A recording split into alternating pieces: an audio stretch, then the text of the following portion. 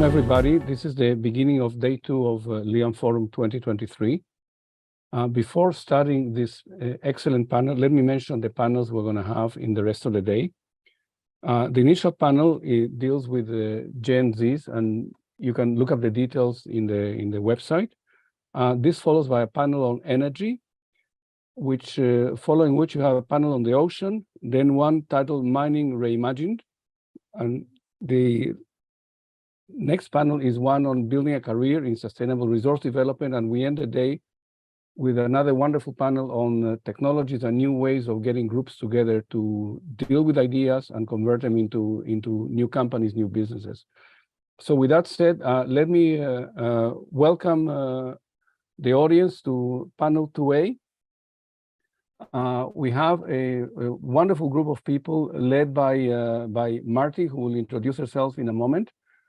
And the idea is, one of the challenges we face in the natural resources sector is that Gen Z are either hate us or they're not interested in us. And we are desperately trying to understand why. We scratch our heads from the industry point of view, from academia.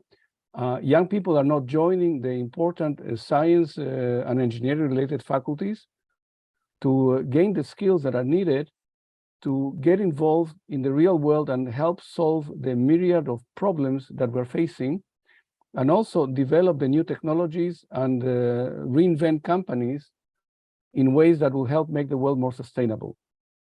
This is why this panel today matters, and it's an important conversation that is seldom held to the level of detail that we're going to go into this panel.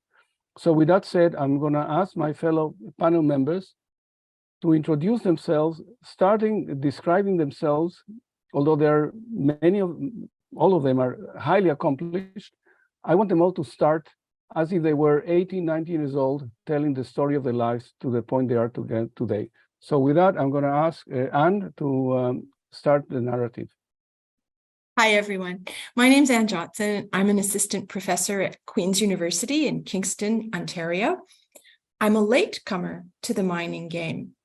I first trained in art history and became a primary school teacher. So it's a bit of a surprise that I'm here. But I always cared a lot about people and the environment. And when my own children were finishing university, I had the opportunity to return to do a PhD. My school wanted someone who would bring social responsibility, environmental responsibility into the curriculum. And so that's my job. My job is to empower our graduates to bring their values into their professional practice.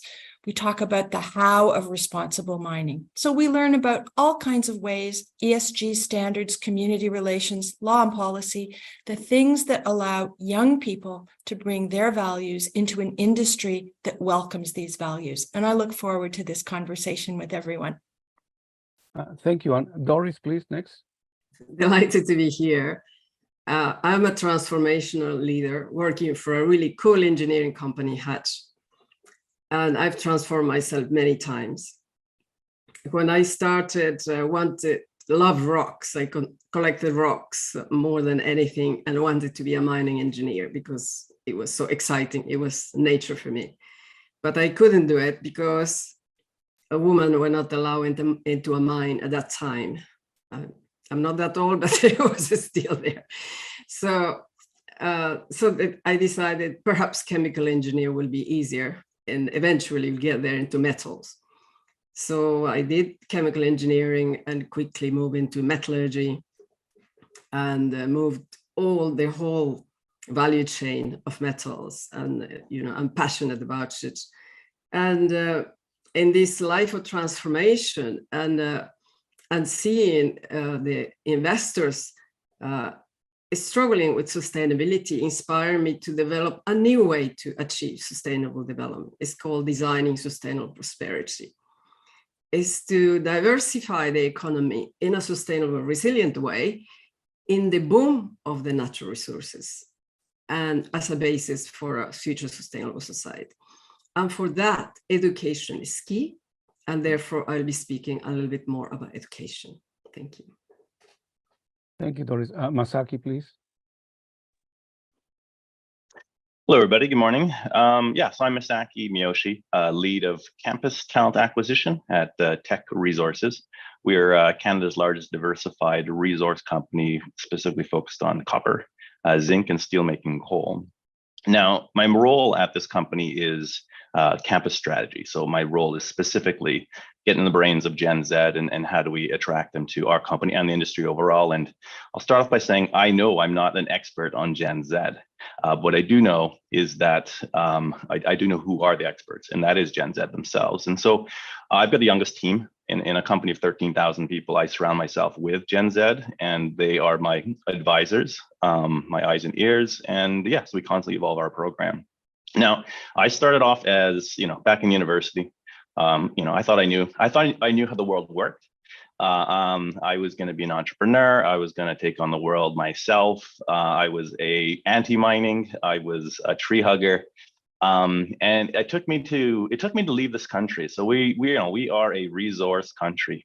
And I spent 4 years living in Japan and seeing technology and seeing incredible civilization, but realizing when you fly over any city in Japan, it is literally hundreds of miles or kilometers and kilometers of concrete and buildings and technology, glass, metal, everything. They don't have natural resources. Until you leave this country and recognize how important our resources are, you don't actually understand how critical our minerals are and this industry is. And so returned to Canada, I spent over a decade at UBC, launching the careers of engineering students. So I've got thousands of students I've worked with who have had very successful careers on the resource sector, loving their careers. And now I'm on the other side where I'm attracting engineers and business students and a whole range of students now to our company.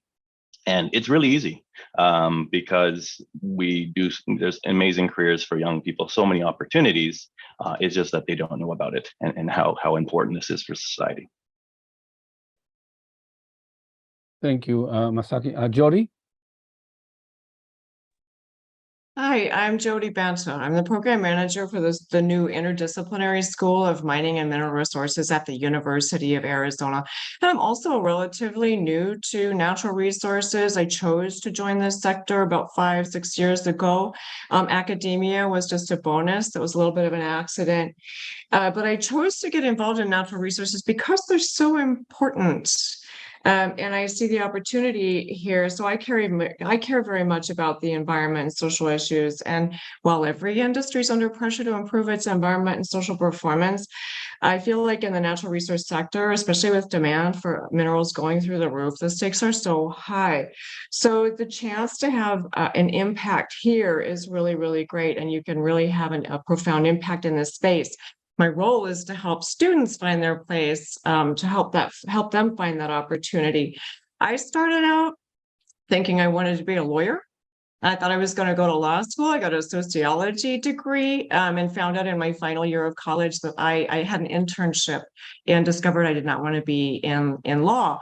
So I found myself graduating with a Bachelor of Arts in Sociology, basically no plan and no career prospects. So I had to reinvent myself a few times. I taught myself some programming, got into data warehousing. If you know what that is, it was like before big data, there was just regular data.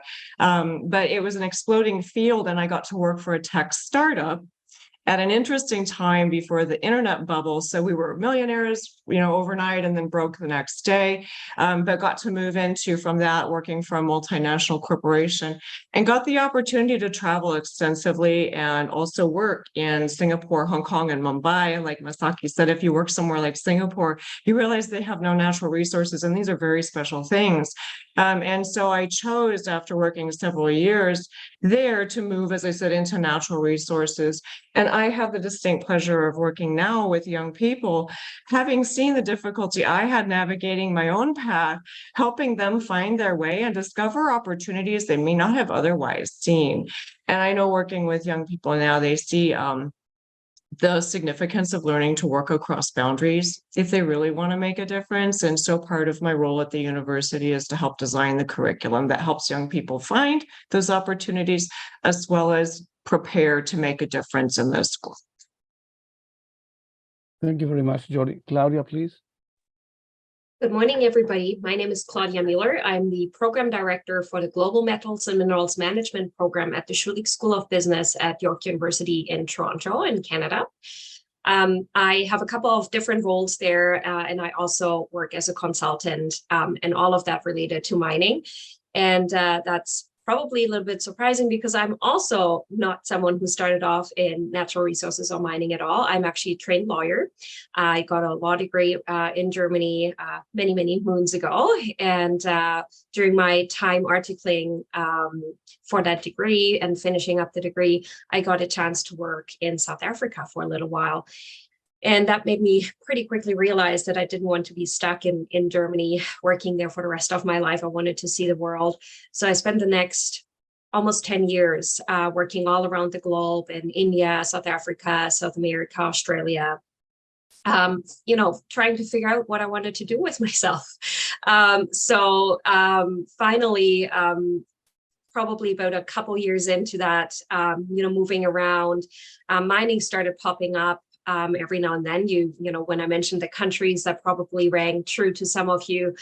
Those are big mining countries in the world. And I started hearing more and more about how that industry drove global economy in some of those regions and areas of the world.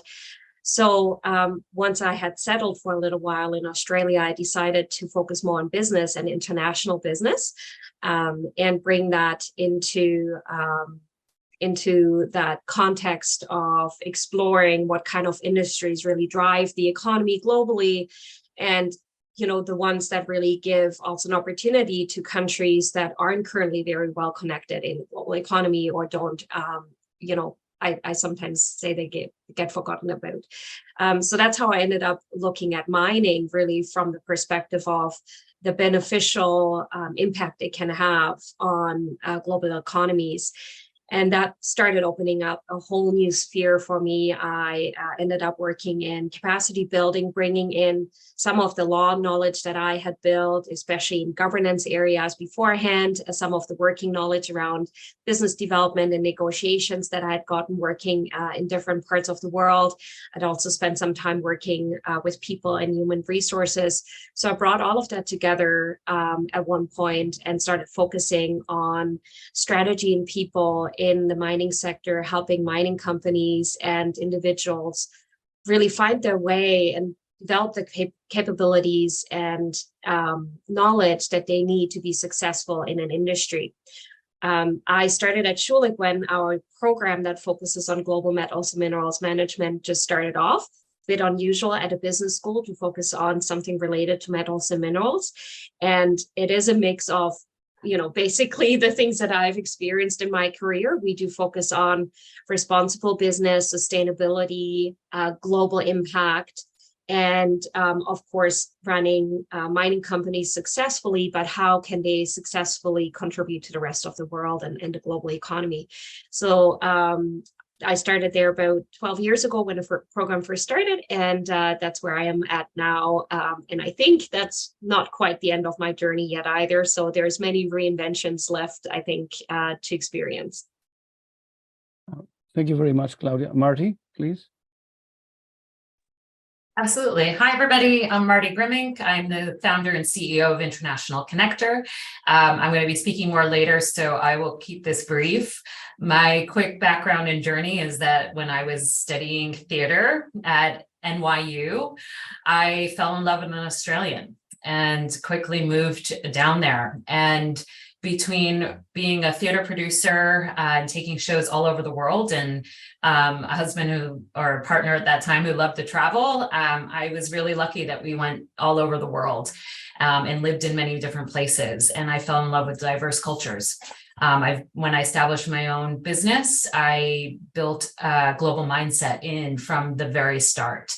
And so we're going to talk a little bit later about how that relates to youth and what youth are about, but that's a quick overview. Wonderful. Una, please. Thanks so much. Hi, everyone. Excited to be here. My name's Una, and I'm the head of community at an organization called the Knowledge Society, which I'll also refer to as TKS.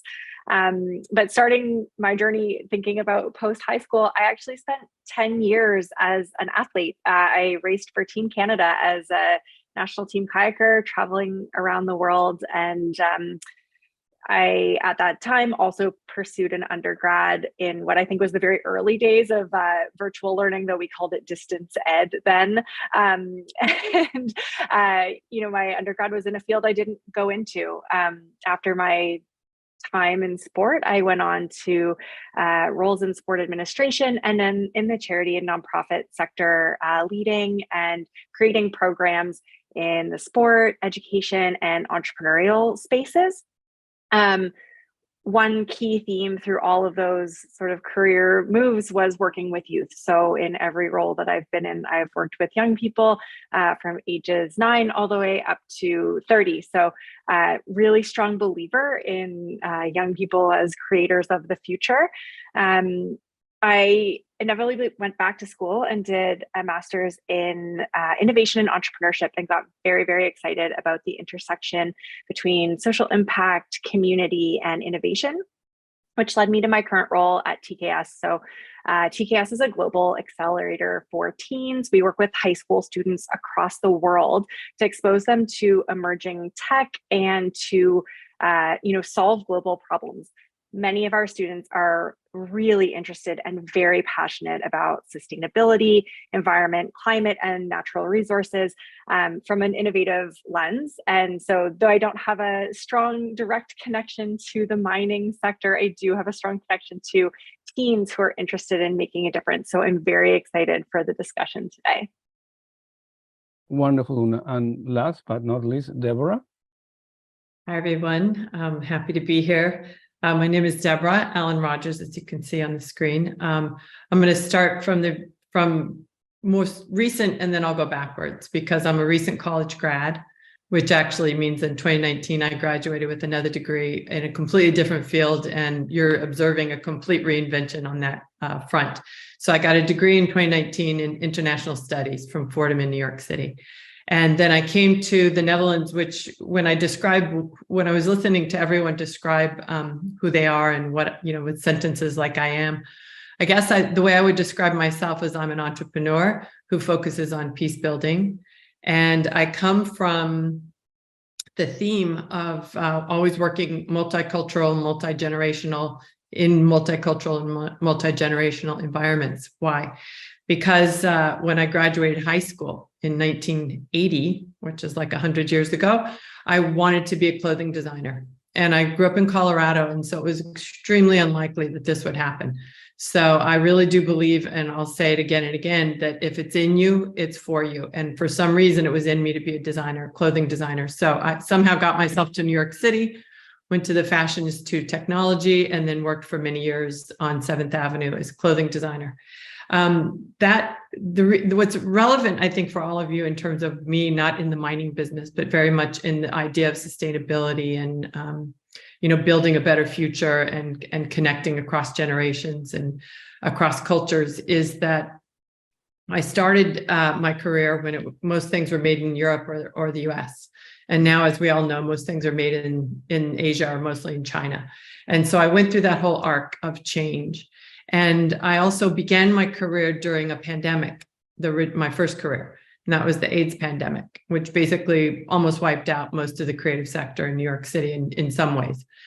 So that's something to also keep in mind, that different eras create such transitions for all of us. And so although we're in a particular post-pandemic era now with great transitions, you want to work cross-generational. I mean, Gen Z, yes, of course, but Gen whatever.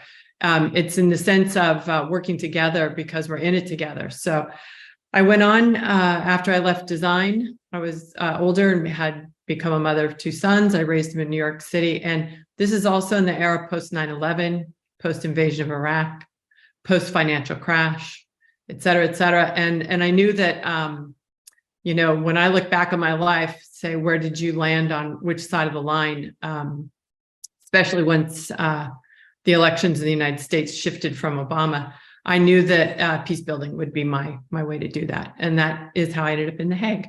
And so just before I end my part, I just want to bring up one really key bit of advice I've gotten in my life. One that I gave to myself, and then one that I got from someone else. And the advice I gave myself was tied to, if it's in me, it's for me, was to go where there are jobs, you know, in terms of what you want to do. I wanted to be a clothing designer, so I had to leave Colorado. I had to go to New York City. And I went in an era where it was very, very difficult, because it was at the peak of one of the crime waves in New York. And it was just after the basic, you know, fall of New York City in 1979, for any of those who remember history. So, but I had to go where the jobs were, right? And I had to go where I could get my job after I got my education. So you have to be realistic, because I didn't have any money to fall back on.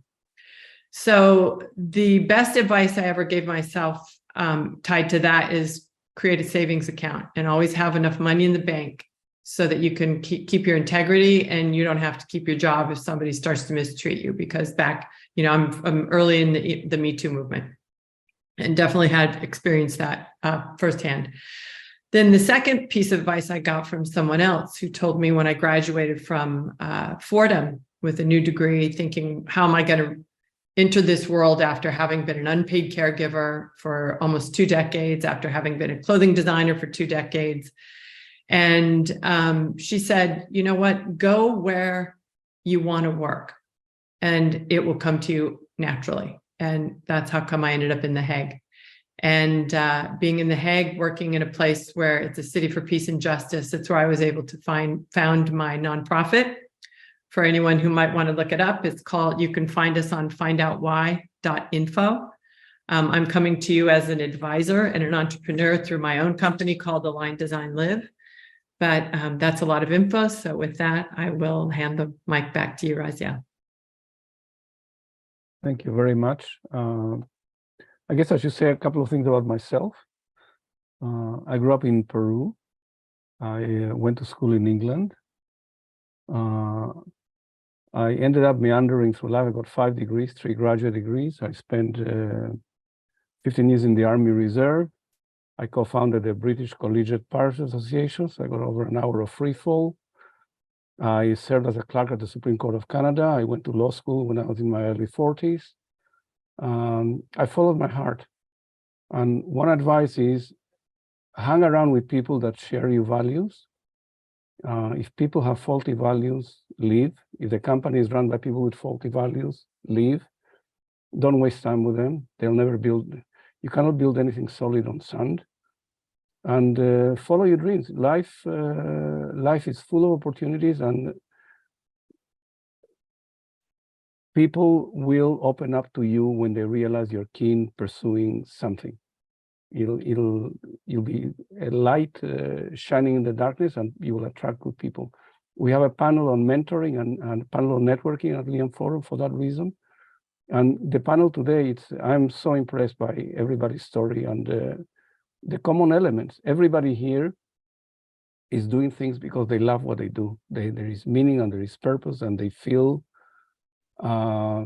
without any doubt or without any hesitation that they're contributing in a valuable way to society. And this is what it's all about. With that, I will pass the microphone to Marti, and we are eager to listen to her presentation. She's a world expert on Gen Zs. And following that, we will have a conversation building up on the themes that she will present to us. Thank you, Marti. Thank you. I am going to share my screen, so bear with me for 1 second. Okay. So hopefully everybody can see that. I see some nods from my co-panelists here. Thank you. Okay, everybody. Thank you for the time, and I'm excited to be here. And just to explain a little bit about who we are, International Connector. We like to say that we're the gateway to young people globally. We, as a company, we're a multi-service consulting and innovation agency, and we specialize in next generation insights and solutions. But the way in which we work is that we're working with young people across 190 countries to bring their ideas and insights to companies for research, for impact marketing, for workforce development programs.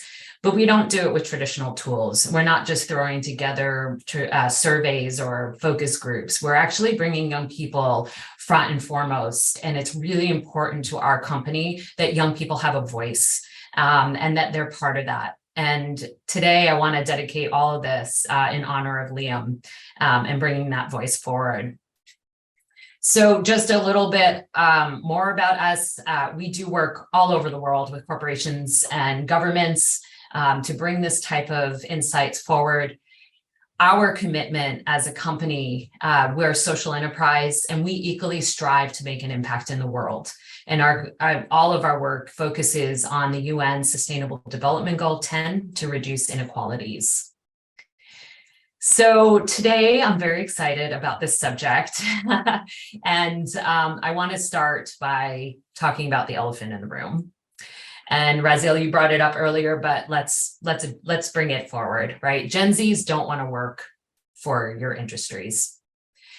They care deeply about global climate change, and they see your industries as being huge contributors to our current climate crisis. And so, as an example, in a recent project with a group of 13-year-olds, the youth expressed how they didn't believe that there would be a world for them by the time they were old enough to do something about it.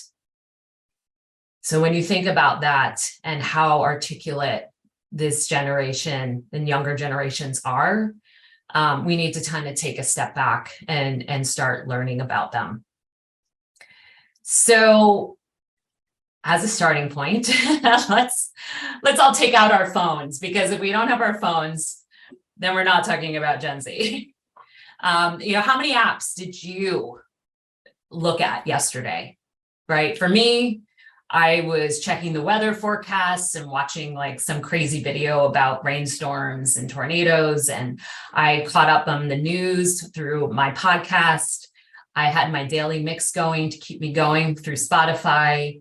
I sent text messages and hugs and kisses to my 2 boys on WhatsApp. I was looking for a parking space, so I used a parking app for that, and Google Maps got me there to my meetings. And I was sending messages to people on Slack and booked dinner reservations through OpenTable, etc. Right? So we're here to talk about Gen Z. And so what happens here on this phone is just as important as what's going to go on in this screen or in this conversation. When I entered the workplace, I'm a Gen Xer. And so when I entered the workplace, this is what it looked like. And I often hear people say, when I was that age, et cetera, et cetera. And well, when you were that age, right, to our leaders in this room, right, your formative years were vastly different. And at this point in time, right, if you equate it to something that maybe we do, like, would you go and buy a car if you had the choice from the 1990s or the 80s or the 70s? Or are you going to buy a car that's just come out today, like something that's electric and maybe, with all the new bells and whistles within it, right? We don't go and seek out old tech. And that doesn't mean that there's not some expertise or some things in it, but let's put that into perspective, right? Your formative years were based off of things that were not tech related. And so when we think about Gen Zs, I think that most people understand Gen Zs are super into tech and that they're the digital natives, and we get all of that. But their world revolves around technology, and where things break down is that older generations fail to understand how younger generations socialize and engage with the world. So growing up with technology has created a completely different social context that's different than ours. And it shapes everything about how they work, how they interact, how they build solutions, formulate ideas, etc. When we look at Gen Z's interactions, right? Like, look at how they interact with Alexa or with Siri. They're more humanized and more connected than maybe my interactions, right? Where you and I might say, hey, Alexa, turn on a timer, because that's really what I use Alexa for. A Gen Zer might say, hey, Alexa, let's play a game, right? On Friday night, you can find teenage boys who are talking with their friends, playing a video game in their respective homes, not together in a room. But to them, that's a great night out, right? Kids will even text each other while sitting in the same room next to each other. In all of these contexts, they are socializing, and it may not be the way that I would socialize, but when Tindering is a verb and snap is a way to flirt and ping is a way to talk, the definition is just very different. And now we've entered this era of AI, and so it's all changing again overnight. So again, when we start thinking about younger people and them as employees or coming into our companies, our baseline is just tech. It is like we have to have strong tech in those places. Now, another baseline thing to think about is that this generation is coming of age in a really perilous time. They are the most anxious generation with massive issues in depression and mental health. And why, right? Global climate change, collective trauma from COVID. For young Americans, mass shootings in schools, polarization in their society, right? They're inheriting too many problems. And they don't see a long-term future. They want purpose and meaning, and they care deeply about the environment. So just keep reflecting back to that stories and that quote, and from those 13-year-olds. They do have that in their minds. And so when they're looking at companies, right? At the beginning, I told you about our UN Sustainable Development Goal and what we work towards as a company. So all of you as leaders, what are you doing to ensure a better future? And this doesn't mean just a nice to have CSR program, but are you embedding sustainable practice into the industry, into your company? Is it part of your discussion in everything that you're doing? From every part of the company should be focused on something of impact. And that helps to gain attention from younger generations. When we ask our younger generations, right, and as you can see from the quote here, this is just what they're asking companies. So when a Gen Z was looking for a job, they don't say things like, I want to be a doctor or a lawyer or a police officer anymore, right? That doesn't really come out. They say categories, right? Sustainable energy to help with climate change, food systems to alleviate poverty, right? These are the areas that they want to go into, and this is how they articulate it. So I guess then how do we engage them, right? We've got this baseline now, right? We're hearing that impact, strong tech. So how do you engage these young people? So I'm going to just talk now about 5 examples. I'm going to run through them pretty fast because I want to get all of our amazing speakers and panelists back up. But these are examples of some of our projects and then the learnings that we've gained from these projects. So to start off, a lot of people will hear me talk about Your Big Year. And that actually is part of our company. It's a program that we created over 15 years ago. And we built this to talk to young people. So it is their platform. It is entirely made for them. And it helps them take their first steps in the world. And our platform provides training, resources, access to a global peer group. And so to stay true to that commitment, right, of reducing inequalities, we keep it completely free for young people. We've followed through on that commitment time and time again. And so we've built trust with youth globally. And so one of our biggest learnings has been trust Trust is absolutely essential and first and foremost with young people. And now companies who work with us through Your Big Year benefit from that trust that we've been able to establish. The next example is we run a program that we've designed and built for IBM, right? And most people think that tech companies like IBM always have a pipeline of talent, but that's not necessarily the case, right? They've committed to building this pipeline. Their program that we've designed, it runs over the academic calendar. It provides leadership opportunities and training opportunities for young people that are selected into it. They get confidence, like confidence building activities, skill building, mentorship. We have this really human touch to the way in which we interact with them. And we build their interest within this industry. But what we've learned through this is that it really does take a long-term investment in youth. It's not just a one and done program. And so my second learning to share today is long-term investment. Now, another program that we've been doing in Canada actually has been partnering with the tourism industry, right? Working with refugees and Indigenous youth. And we've been exposing them to vital skills that, again, you'll hear this theme a lot, confidence building and awareness of opportunities that they didn't know existed for them. And we've opened up a connection between the tourism industry and these diverse networks to recruit. But most importantly, we're supporting these youth by giving them the skills that they need to be successful. And so my next learning for everybody that we've learned from this is that diverse recruitment networks are so important, but coupling that with the support for their growth and needs. So my fourth one to share is about work that we've been doing in many parts of the world, but as a starting point in this photo in Puerto Rico with Viasat and JetBlue. And we've set up community training centers and connectivity and technology, which is provided free for all of the people in that community, not just youth.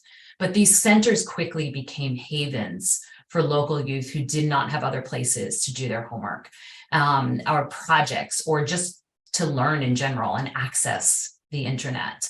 So by investing locally, we are building stronger communities and the pipelines of talent. And I think that looking at where a lot of mining companies, as an example, there's so many opportunities to be investing locally in those communities and to be building that talent locally. So my next learning on this has been investment into local community-driven models. And the last one that I want to talk about, and probably the most important because it's such part of our mandate, is that as an example with the work that we do with Microsoft, we've been working with them for years across many different departments to bring that youth voice front and center in everything that they do for research and design. So when they're creating a new product for the future of work, future of education, whatever it is, designing a campus, youth are embedded into this process. So the youth feel like they have a seat at the table, that they have a voice counts and it matters. And they've become much more loyal as a result. They feel the authentic connection. And then they also see where their ideas and their perspective are being utilized. And so that has such a long-term effect in everything. And so my last one is about giving young people a voice in that process. And as a really quick sum up here, so the 5 things: trust, long-term investment, diverse recruitment networks and support for their growth and needs, investment into local community-driven models, and a voice in the process. And just to come back to our elephant in the room to finish up, how are you focusing on sustainability and global climate change? Because if you aren't, then anything you do is fruitless. So thank you. I appreciate the time, and I hope to connect with you at our booth or on LinkedIn. And I want to hand this over to our amazing panelists to jump in. Actually, Raziel, I'll put this back to you. Wonderful. So that was very, very impressive. So truthful, so obvious, but people don't turn their minds to it. When companies are not dealing with these issues today, they're completely out of the running. I love what you said, that young people today, they don't think of themselves, I want to be a lawyer, policeman, doctor. The world's changed, and which is fantastic. Through UNA's organization, we have a couple of their young people that belong to the TKS on panels here, and these kids have terrific resumes. And then you look at the end of the LinkedIn page, finishing high school in 2024, and you say, "Oh my goodness!" Like it's impressive. And what we would like to do is to every young person to get on with it, to see that use the tools, pursue the passion, and just get things done. And these kids are so much more mature than I was at their age. I mean, they are, and partly for the reasons that Marti outlined. We live in really tough times for young people. We've been telling them for years the world's coming to an end, climate change, politics, we have a major war going on in Europe. And these kids are completely aware of the news. They know, and they are smart. And what we need to do is to show them that it is not all gloom and doom. Action by them can help improve the world. And this is the whole point of LIAMforum. So with that, I will ask this terrific panel to speak for 2 or 3 minutes about what they think about Marti's presentation and the issues she raised. And we'll do like 3 minutes each, and then we'll come back and Marti will provide an overlay on everybody's comments. And so we'll do that, and then we'll see where we go from there. So we'll start with Deborah, please. Thank you. First of all, one of the things I love most about your presentation, Marti, was the elephant in the room.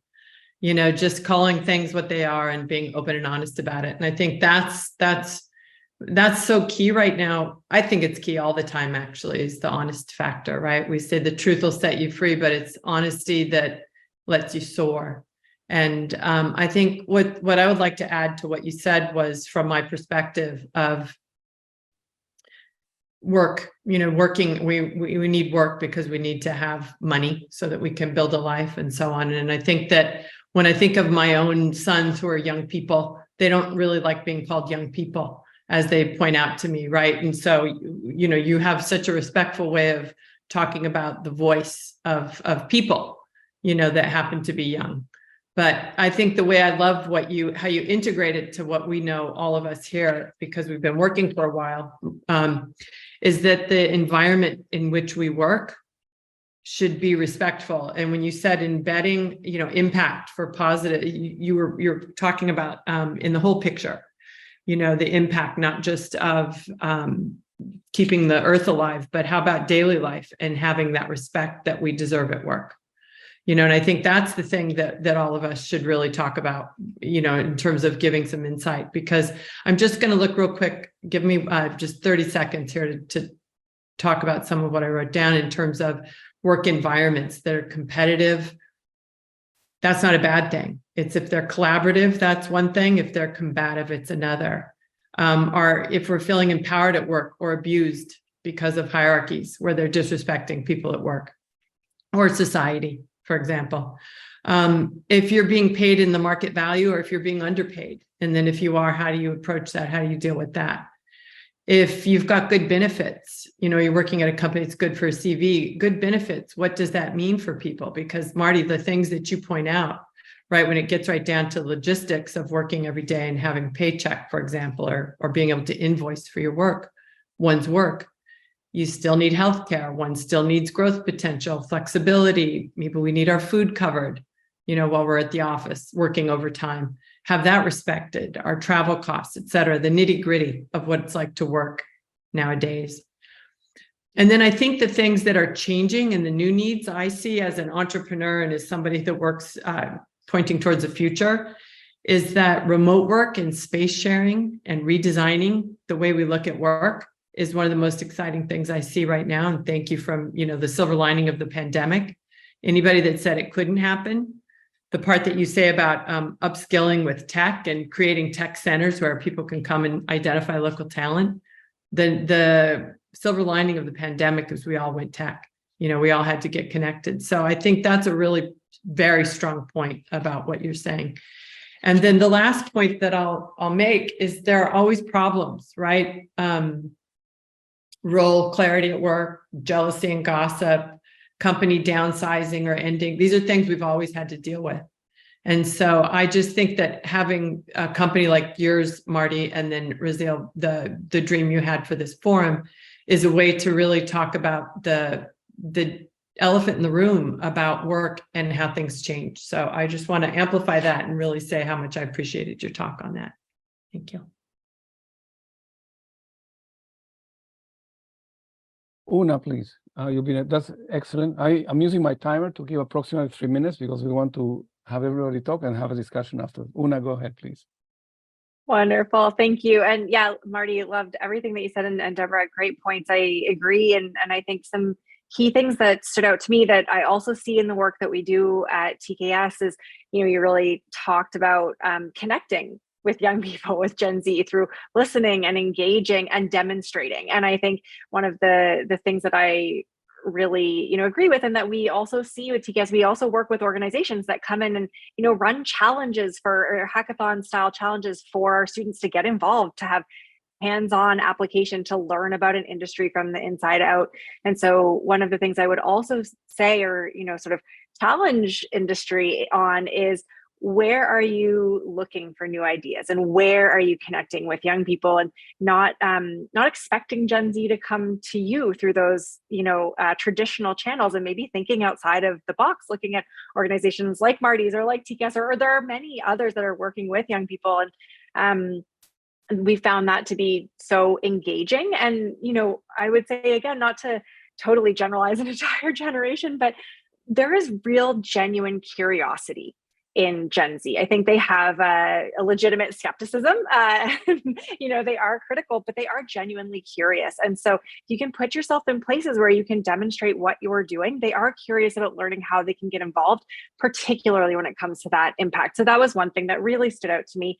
And I think a big piece too, when we talk about the future of work and the future of talent, is also understanding the trends around higher education and, career path, and, what are some of the barriers or potential biases that stand in the way of young people getting jobs. More and more we're seeing, particularly in our organization, students who are taking gap years to pursue their own projects, or that aren't interested in undergrads. And so, if your software filters out every resume that doesn't have an undergrad, are you missing out on a lot of really interested and really interesting people?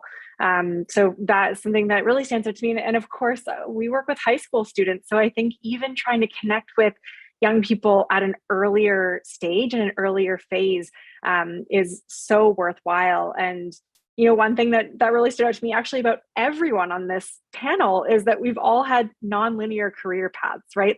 And so I think also just understanding that where a young person is when they exit high school or enter university is not where they're going to be probably in 10 years. And so it sounds to me like a lot of us have followed opportunities, not necessarily goals or, career trajectories in the traditional sense. So that's something I would also challenge industry to think about, is sort of where are people today and how can you engage in that sense? Wonderful. Masaki, please. Yeah, I think I agree with a good number of comments that the people made, but I'm going to disagree in a little bit, I think. And in my mind, so I've been working with young people over 25 years. And then I guess the one thing I forgot to mention, I did in between working in academia and industry, was I did my master's on the HR challenges of the resource sector. And in my research and my experiences, what consistently amazes me is I find the system and society it's not set up well to educate young people about the real world.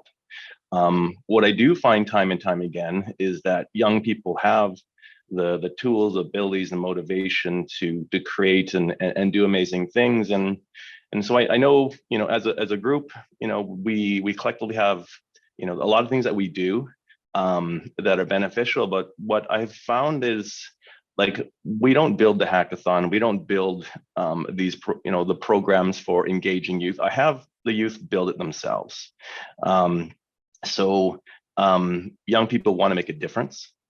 They want to leave their mark. They want to prove themselves. And so, like at our organization, I've created a student experience committee, and their role is, while they're working at our company, they have the ability to enhance the experience for everybody else, all the other students. And so what started off as just a couple of students and myself looking to make working at our company a very positive experience has expanded to 40 plus students who are organizing 50 to 60 events per year, whether it's social networking, professional development, community service, and it impacts the entire organization because there's so much energy, competence, passion, interest. And so the reason I bring this up is, attracting young people, engaging young people, it's not us that needs to be doing that. It needs to be us empowering young Gen Z to be doing this, and us providing them with tools and breaking down the barriers so that they can do it themselves. And we have a lot of things attractive about our industry. Like a lot of it's just awareness. I mean, people don't know that like co-op positions. Like we've got AI co-op, biodiversity co-op. I have students riding in helicopters, monitoring, making sure bear populations are staying, big orange sheep, a bighorn sheep, and the population, and flying in helicopters as a student, getting these incredible experiences. We need drone pilots, multiple drone pilot positions in geological and environmental. They're really hard to find, these type of individuals, but there's some amazing careers that nobody knows about. We have a director of climate change, and we have a whole decarbonization team. So these are all things that are of real interest for students, but none of them know about these types of opportunities, career paths, opportunity to make a difference. And we just need to get the word out to young people. And the strategy for our team is to engage young people to be spreading the word for us. Thank you, Masaki. Jodi. Yeah, I just want to build on a couple of things that we've heard. Just to come back to Masaki's point, I agree. Education is really not designed to introduce students to the real world or help them discover or understand the real world, and that's a legacy issue, and it is one of the pain points that sparked the design of the new interdisciplinary school.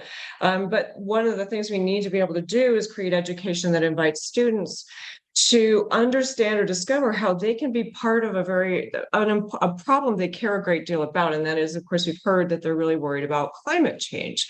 And that's a bit of a black box, as is the natural resource sector. So we need to demystify these things and show people they don't have to feel powerless. We can show them how they can empower themselves to be part of that solution. And I do find, where students are not opposed to mining, a lot of them are just unaware. They don't understand the importance of the sector. They don't understand how they use minerals. This is a curious, as many people said, a curious. And once you introduce them to more information, they're generally asking more questions and they want to know more.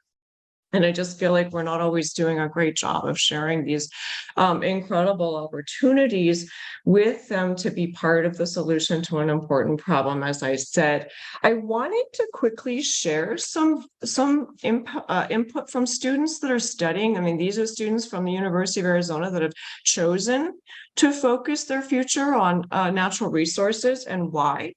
And these are either majoring in mining or they're doing a minor in sustainable mineral resources. This is what Amy has to say. She's a junior in mining engineering. A shift in focus of the industry to sustainability could help lessen mining's impact on the environment. The prospect of being on the cusp of a large change in the industry and being part of the generation to make that change is extremely exciting. This is from Tom. He's a junior in humanities. Learning about the copper industry's role in our future and challenges despite its recyclability makes us realize just how important sustainable mining is and how difficult it can be to achieve. I'm motivated to further explore these issues and study potential solutions for a world in which sustainable mining will play a critical role. And last, Kelly, she's a sophomore in chemical engineering. Mining's benefits and detriments are things that will last lifetimes. That is why it is vitally important that mining is done right. It's my own future I'm protecting. So there are students out there who are really keen to get involved, like get their hands dirty, get right involved and help form their own future. And that's something that we can help them learn how to do. And I think that's really important. The last thing I wanted to say is just adding on workplace culture, which is so important to everyone's success, is understanding the work environment where they are best suited to succeed. That's very different for different people. I had the benefit of working in a very entrepreneurial company, so I found out that that's what suits me best. But you want to discover that environment where you can contribute the most and you can advance your career the most. And that's a personal fit. And so for anyone early career, I really encourage you to really pay attention on those early roles to the environment where you can be your best self and do your best work. Oh, thank you very much. Brilliant. Claudia, please. Thank you. I appreciate all the comments, and Marty, thank you for the presentation. That was a really interesting presentation. It really resonated with me. I have the pleasure of working on some research with Anne from Queen's University. I'm her PhD student, but we also do some research outside of that work together. And one of the research pieces that we're working on is focused on Gen Z and how to better connect with Gen Z from a mining industry perspective. So this was very helpful and really resonated with some of the things that we had found in our research so far. One of the things that made me curious about, or made me reflect on, was what drives choices that we make in our life and in our careers. And I think for all of us, we've all mentioned passion one way or another. But when I was talking about my own resume and my career path, it was all over the place. And so it took me a long time. I've now been in the same place for 12 years, and it's been 20 odd years since I finished high school. So it took me a long time to really reflect on what was that shiny thing that I was chasing in all of these different weird choices that I made throughout my life that brought me from one continent to another. And yes, it was curiosity, but what got me curious about those kind of things? And I think for me, the answer was connecting with people. I would run into someone and they had an interesting story to tell about an industry they worked in, a job they had, a company they worked for, a country they had worked in or were from. And it got me interested, and I would, do research and read about it and talk to other people about it, and eventually would end up, at least trying to work for the company. Most of the time I would be successful, work in the country, explore whatever it was more that they got me curious about. It was people that I connected with that seemed knowledgeable, but they were curious about me. They were really eager to share. And so for me, it was connectivity and that, people that would get me curious, but that answer might be different for everybody.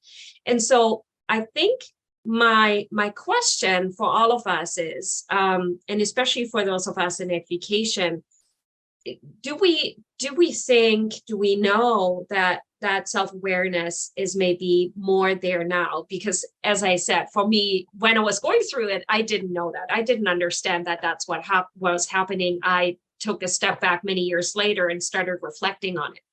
So I think from my perspective, one thing that I would encourage all of us to do is really think a little bit about how we as individuals, but also as part of our organizations, can maybe think about how can we help get that self-awareness? What kind of tools can we give to high school students, to younger students, to people that are, in the workforce now or starting off, in terms of, helping them understand what it is that they're interested in, what ignites their passion. And it doesn't really have anything to do with mining or natural resources. It is really from a perspective of a student-centric, attitude that I'm saying this. I really think all of us can, really support that and engage with students on that. And so that's my question and I guess my call to action. But I'm very curious to hear if anybody else really has found some tools that they find would support that, or what Una and Marty, working with a lot of Gen Zs, have found. Maybe they're more aware than I was when I was younger. So I'm very curious about that. And thank you. Thank you, Claudia. Anne? Well, I want to talk to any Gen Zs who are listening. We've heard about empowerment, and we know that it's really hard to feel mentally well when we feel powerless. And so I want to invite anybody listening who is part of Gen Z at the point in your career where you're thinking about leaving high school, going to university, picking a course that's going to be the first step in a career. What do you think about? Well, what interests do you have now? What have you done well in high school? What courses have you enjoyed? There's that's part of it. And then there's your values. What contribution do you want to make to the world? What sort of concerns you about the world? What problems do you want to work on, contribute to? What kind of life do you want to have as you mature, as you go from early adulthood to the middle years where you might be building a family, finding a home, traveling? All of those things we kind of think about in small ways when we're at that point where we're choosing what to do next. And we also know that, well, and as demonstrated by everyone here, the choice you make first is probably only the first of many choices. Your career will take different paths as you go forward. So what kind of things can you choose to study as a first step so that lots of doors remain open and you can adjust to suit your maturing values, changing values, maybe changing circumstances in your life. You may see all kinds of things that you want to contribute to. You want to shift your focus as your career progresses. So I just want to suggest that our research shows, and all of you, as you join in the discussion as we finish our remarks, you can correct us on this, but we sense that you care deeply about the environment and you care deeply about social justice. And those were values that I was surprised to find very much embraced, very much contributed to in the resources sector. An example, Masaki mentioned that his company, Teck Resources, has a director of environment and sustainability. You might not know, they also have a global director of inclusion. The mining industry is one of the industries that has really embraced the notion that it's going to take all of us with all of our different identities, all of our different origins to make the world a better place, and that we all can contribute. So I guess my last thing I want to say is, if you've been considering studying global development studies or environmental studies because you care about the environment, because you care about inclusion of all peoples and the betterment of the lives of people from diverse backgrounds and places, consider also the resources industries as a place where you can move into a position of leadership, of decision-making, where those values that might have led you to global development studies or environmental studies applied in the resources sector, welcomed in the resources sector, can lead an industry to do its best to responsibly extract the resources we're going to need for a carbon-free energy system, and can deliver those benefits to the greatest variety of people, particularly those, many of whom are Indigenous, whose lands will be most affected by extraction of resources. Consider that and think of it as a way to have a meaningful and fulfilling life. Thanks. Thank you. And Doris, please. Thank you. So I can put it all together now. So I just want to capture a few words from the previous speakers. Marti, the impact, they want to make an impact. Then Una, curiosity. And the next one was, I think, I'm probably closer to my Masaki, allow them for themselves to really do great things, and then empower connectivity and ignite their passion. I just want to share about initiative we are started with funding from the mining industry. And that is, we're going even lower, capturing the young kids from elementary school all the way to high school. And this is really to transform the way our kids learn. And that is, the objective is to infuse the love of learning and to infuse the love of science, because science is fun by playing with intention. So and then the objective is also making them comfortable not knowing the answer, so that they can explore and discover new things. In order to solve the climate issues, we need high level of innovation, much higher than what we are doing today, and therefore empowering them is key. So we did an experiment with the indigenous schools in Northwestern Territories, and we got them to first to do work that is done at graduate level. So we started with connecting them with nature, observing patterns, and really building an environment of awe and wonder that creates curiosity and then pushes to explore and discover. So we got them to really formulate their own questions, their own hypotheses, analyze their own hypotheses, test their hypotheses, analyze, and present in a poster. So when we started, it was in June. They were asleep because they couldn't sleep in the night. The sun doesn't set, and therefore they were tired. But as we went on, it's only a few hours for 5 weeks, they were a lot more alert, and really ignited their passion. Because at the end, a couple of them mentioned, one of them said, I want to lead my people into a better world. And another one said, I want to take the courage and curiosity that I've learned here and become a scientist. So just wanted to share, I think there's a need to create the environment, transform the way the education is today in order to really empower, unleash the genius of those kids for them to really transform this world. Thank you. That is wonderful. So with all your contributions, you've made Marti's life very easy. She will be able to easily summarize all these inputs and provide some wisdom. So we have about just under 20 minutes.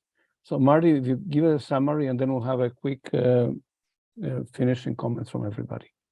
Yeah, amazing. And I so appreciate everybody's comments. It was fantastic. I was writing too many things down, so I'm going to try to pull together a couple of things.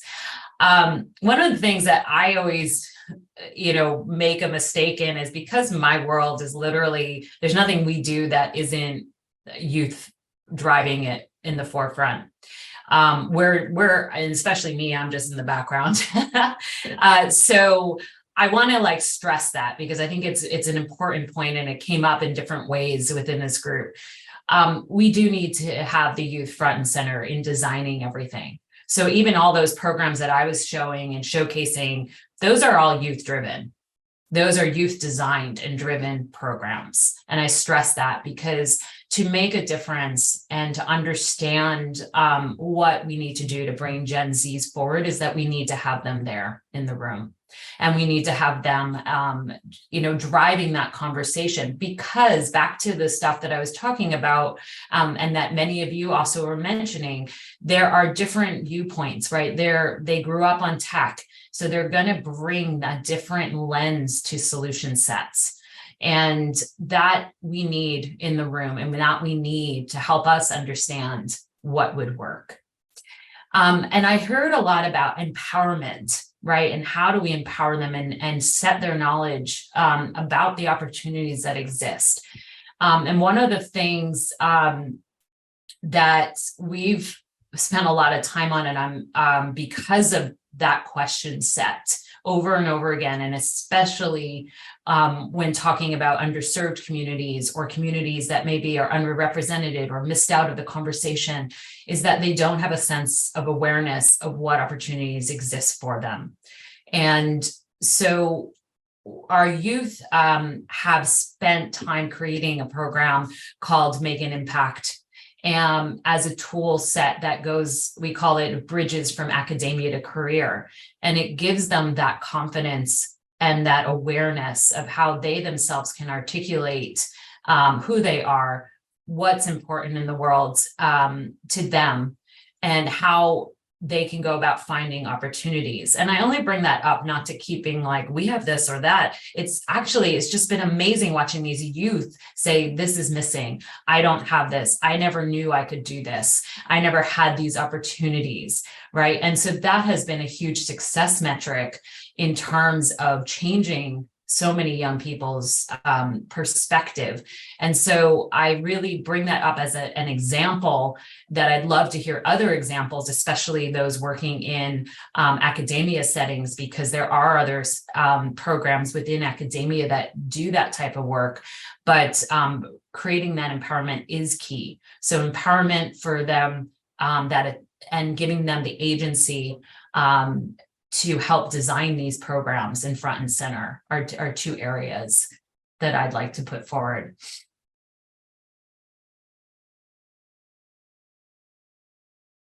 Thank you, Marty. What comes to mind is the following. So from all this information, which is terrific, from Doris's iScientist initiative, I put something in the chat for you to download, that connection from the CIM, to Masaki's initiatives. Could we envisage, with some panels at LIAMforum, we are discussing holding a meeting like this. LIAMforum is an annual event that pulls together people to bring ideas, but we want to see action. So as an example, Marti was recently in Canada, and she was involved in Manitoba, I believe, with the youth, mostly in the tourism sector.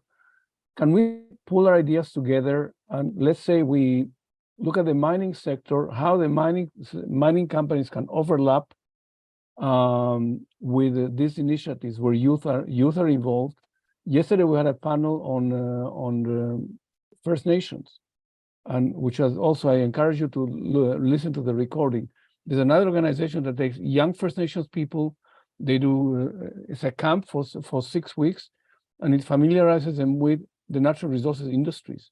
And it is transformative because those kids come in insecure, not sure what they want to do, and in 6 weeks they are transformed in the same way that when I was serving in the army, you have 17-year-old kids come in, and 6 months later you don't recognize them. They are independent adults, capable of taking decisions, capable of commanding. It is an amazing, amazing transformation when you see that. And first time it happened to me, I did a double take. Is that him, whom I saw 6 months ago as a very insecure kid? Unbelievable. And this is what real empowerment means. And all you are doing is you're allowing those individuals to discover themselves, which they were not sure how to do it. So this is my suggestion. What would you suggest as a panel would be action steps we could take based on everything you heard, so we can translate from this theoretical, disconnected thing from reality to something that a company like Teck, for example, could embrace and absorb and roll out maybe to the rest of the industry across the world. Can I jump in real quick? All right. One of the things I would say is for people listening, because I get back to the practicality of the actual doing of the work, is start feeling a sense of entitlement, perhaps, to being funded for your education. It's something that we've talked about, like the idea of in the industry, they want more people working in the industry. They meaning the leaders of the big companies, the big mining, natural resource sector companies, et cetera.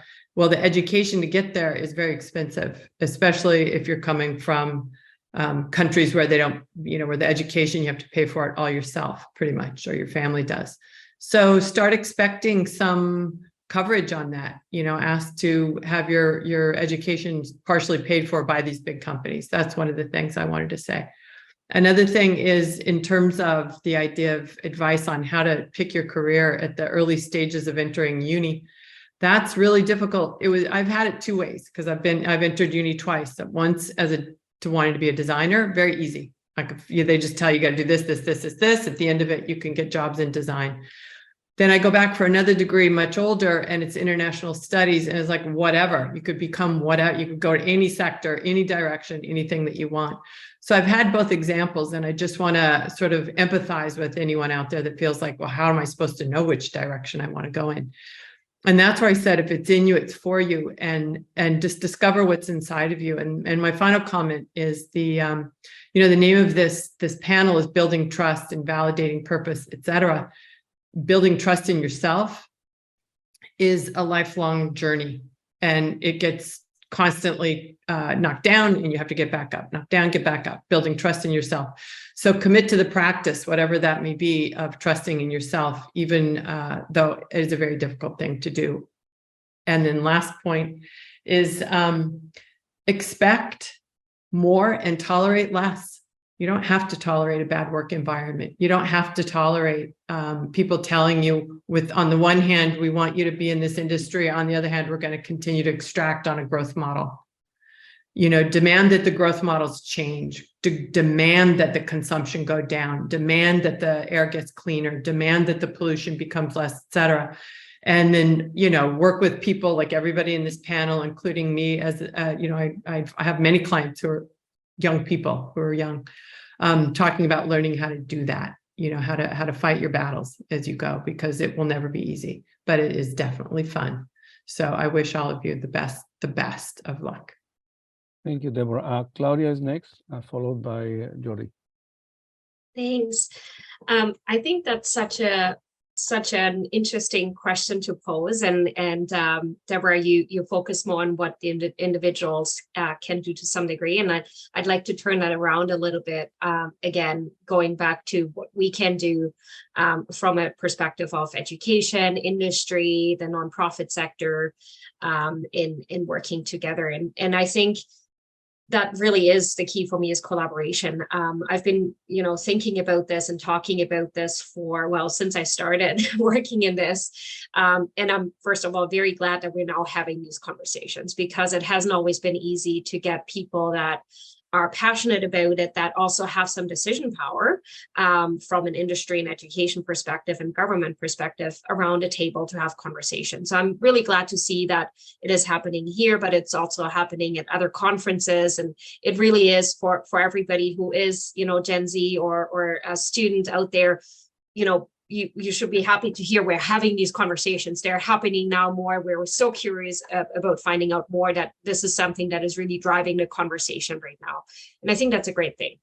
But we do need to get to a point where we start, working together to actually figure it out, after talking about it for a while now. And I think for me, and Anne and I have been talking about this for some time, actually, about, what can you do? And we've been attending a couple of very focused conferences around this for the last couple of weeks and months now.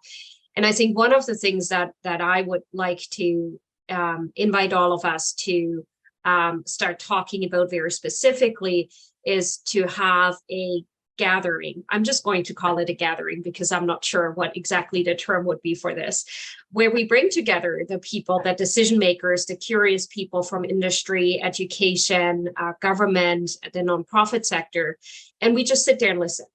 And so we have speakers that are actually people from high school, from university, and listen to them for a little while. And we get to ask the questions. And then we take that input and we create call it a council, an mining education council, call it center, forum. I don't know what the right terminology is, but we take that input and we start talking about what are the activities that we are going to do in a collaborative way. I think we have been talking to some degree between different players, and there has been, collaboration in terms of industry funding for degrees and all of that. But someone recently pointed out at one of these many conferences that mining is actually one of the sectors that is, when you look at it from an education perspective, the highest industry funded sector in Canada. So if you take all the funding that goes into that from industry and divide it by the number of enrollments we have across Canada right now at mining schools, you end up with the highest funded students, some of the highest funded students in education. And so isn't that interesting? Because we're still not seeing an impact. We're still not seeing an increase in enrollment. We're not seeing any more curiosity. Just so clearly that collaboration and the pure money focus hasn't worked out so far. So I would really like us to start, actually putting an action list together as a collaborative effort between all the different players and start by listening. Thank you, Claudia. Jodi, for a couple of minutes only, because we're close to the end, Yes. and then Masaki wants to talk. Exactly. I just did want to mention as a call to action for your education sector, it's important when we started asking our students what it was they wanted to, what did they want from education? It became clear to us that a lot of students felt excluded from studies in this area, especially if they weren't an engineer. And so we needed to kind of rethink the way we presented education about the sector so that people from humanities, like I've mentioned in social sciences and business and others, would feel welcome, because they felt excluded. And that's really important to consider. Also, this generation shared that they wanted in part of their education that they really wanted to, they appreciate the value that people from different perspectives bring. And so that needed to be part of the education process as well. I just wanted to leave a last thought with the Gen Zers watching is that if you're really concerned about change, the best way to drive change is from within. So if this is something that matters to you, get involved. Thank you, Jodi. Masaki, then followed by Doris, then Una. Okay, yeah. So I think I sort of wanted to leave with one sort of message for younger people listening, and that is, I know we can't, let's focus on trust. I know in an hour and a half, we're not going to earn trust, especially, you're not going to trust people, your parents' generation. I get that. So I do encourage you to, okay, not everybody, so maybe me, but I do encourage you to, talk to young people who have experience. There's already people who are sort of older Gen Z who are having incredibly successful careers. I know people who in their mid-20s who already have a house, a yard, and I was speaking to literally yesterday. In the resource sector, there's opportunities for absolutely everybody, rewarding careers, challenge and all that. And like I said, the way we want to build trust is by, the students who work for us, our full-time employees, they know our employer value proposition. A student who works for us for just 4 months, even 2 months, 4 months, 8 months, they get it. They understand the opportunities for them and the benefits. And so we've earned their trust, and then they're the voices for us. And so I encourage you to listen to them and learn from them. And, I imagine you'll trust them more than us. Thank you, Masaki. Doris? Thank you. My message is really action. We talk a lot. Let's get together, make things happen. Don't have a lot of time. We have to move on. And the message for the Generation Z is really build your space of awe and wonder, to let go of control or fear of knowing the answer. Living in a wonder creates curiosity, and that curiosity will push you to explore and discover and really empower to your maximum potential. Because again, we need high level of innovation in order to save the planet. And if interested, join us in Hatch. We love all the tough stuff, and we're looking for innovators, and together save the planet. Thank you. Doris. And Una? Wonderful. I loved everyone's points. And I think actually what I want to end on for me is really a summary of what so many people have said already. I think one thing is that we have spent a lot of time talking about the differences between generations. And so one thing I would encourage is to look for similarities, right? Like we're all out here kind of talking about the same things. And so where are those bridges that we can create? That would be one thing. But two mindsets that we actually teach at TKS and really try to ingrain in our students, but also follow deeply as a culture in our workplace. And I think it's sort of, this is a bridge. And I heard a lot of these themes in what everyone said. One is to be intentional. So we encourage ourselves and our students to be intentional about everything they do, set an intention and follow it. And the second, which I heard over and over again, is a bias toward action. Don't think about it too much. Just go build something and you will learn as you do it. So I think those are the two things I would leave on. And for me, those are the biggest bridges across generations. Wonderful. Marti, would you like to say a few words and then I'll wrap it up? Sure. I mean, I don't know if I have too much more to contribute on this, but I think that the action plan that I would put on the table is to bring a very diverse group from around the world together. And in doing that, I would say that oftentimes, I want to come back to one of the points that we talked about with investing in diverse networks for that, because oftentimes our most fabulous, we need them, precocious speakers and people who want to be there and put their hands up to do this stuff are there. So now we need to go seek out the other networks that aren't necessarily exposed to it or aren't in the conversation and bring them in and bring those diverse voices to the fore first and foremost. But I would say my first action plan would say, let's get this group together. I totally agree. And may I offer the LIAMforum as a venue? So let's agree, we are now early October. So do you want to do it sometime in late January, beginning of February? Is that a good timing? Yeah. And let's just do it. And let's bring people from around the world. This is a terrific foundational base to advance a very important dialogue from many levels.